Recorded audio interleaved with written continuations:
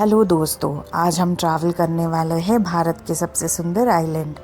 ये आइलैंड भारत की union territory में पड़ता है और ये आइलैंड भारत के ईस्ट में पड़ता है और इस आइलैंड को कहते हैं अंडमान आइलैंड। सो बने रहे मेरे चैनल पे और आप इस व्लॉग को एंजॉय करिए।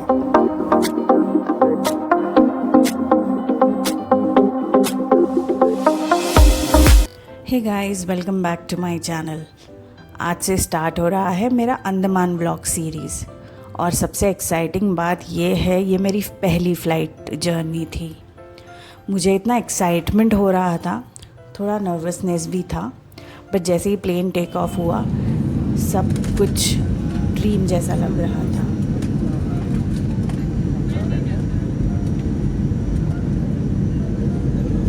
ये सारा कुछ प्लान हमने खुद से किया था और हमारी जो ट्रिप थी kind of a budget trip थी। जैसे आपने थंबनेल में देखा होगा कि हमने ये पूरा 35,000 में किया था। और ये जो ट्रिप है, आई एम सो सॉरी ये मैं लेट पोस्ट कर रही हूँ, लेकिन हम लोग ये ट्रिप 2018 में किया था और तभी हमारा एवरीथिंग इंक्लूडिंग 35,000 तक का खर्चा आया था।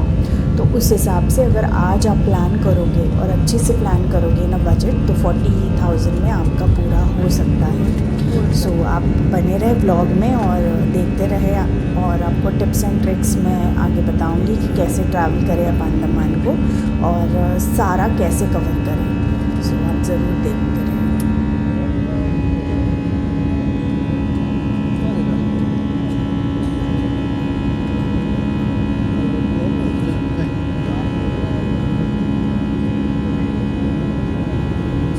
विंडो के बाहर देखा, ऊपर से क्लाउड्स लिटरली कॉटन कैंडी जैसे लग रहे थे।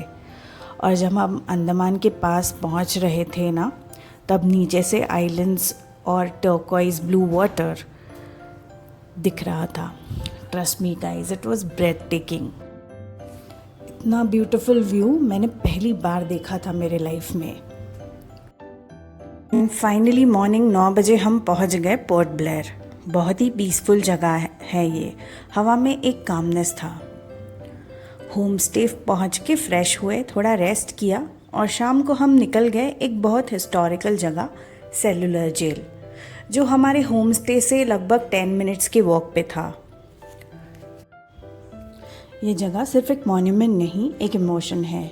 यहाँ पर स्वतंत्र वीर सावरकर जी को कैद करके रखा गया था। उन्होंने यह अनइमेजिनेबल टॉर्चर फेस किया था, लेकिन अपने देश के लिए उनका जज्बा कभी कम नहीं हुआ।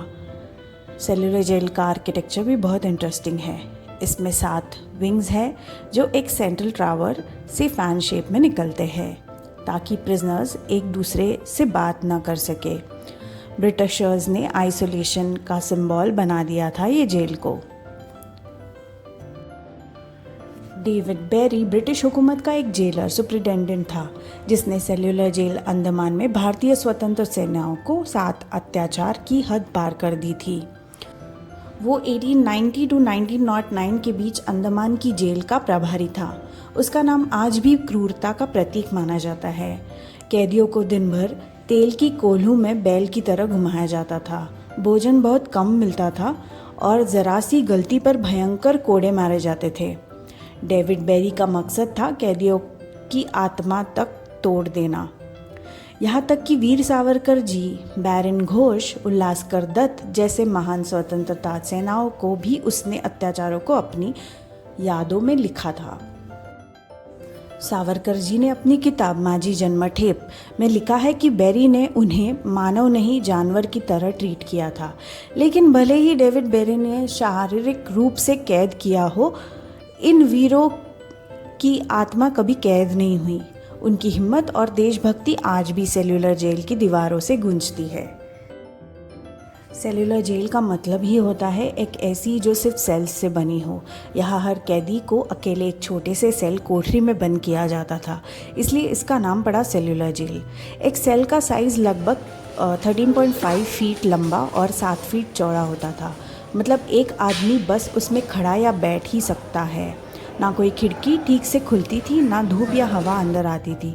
सिर्फ एक छोटी सी वेंटिलेटर विंडो होती थी, वो भी बहुत ऊपर होती थी। सबसे खतरनाक बात ये थी कि हर सेल अलग होता था। कोई भी कैदी दूसरे को देख या बात नहीं कर सकता था। ब्रिटिशर्स ने ये जानबूझकर डिज़ाइन बनाया था ताकि कैदियों का हौसला टूट जाए और उन्हें तन्हा कर दिया जाए। जब आप एक्चुअल में वहाँ पे विज़िट करोगे तभी आपको पता चलेगा कि कैसे उनकी ज़िंदगी हुआ करती होगी। तो salute to all the freedom fighters.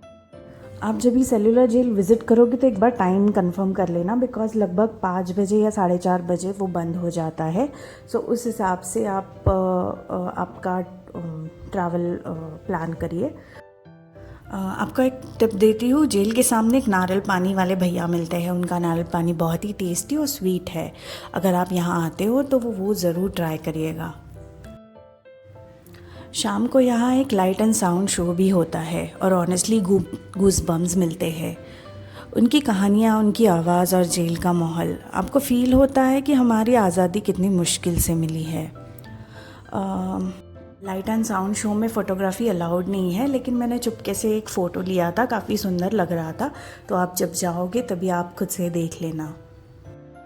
Jail से निकलने के बाद हमने डिनर किया और उसके बाद बारातंग आइलैंड का ट्रिप बुक किया और उसके लिए हमें सुबह 3 बजे निकलना था। तो बस आज का दिन यही ख़त्म होता है। 2 बजे अलार्म लगा के हम सो गए, क्योंकि नेक्स्ट व्लॉग में आप देखेंगे अंडमान का most thrilling part, Baratang island trip. मिलते हैं नेक्स्ट व्लॉग में guys. Bye bye, see you.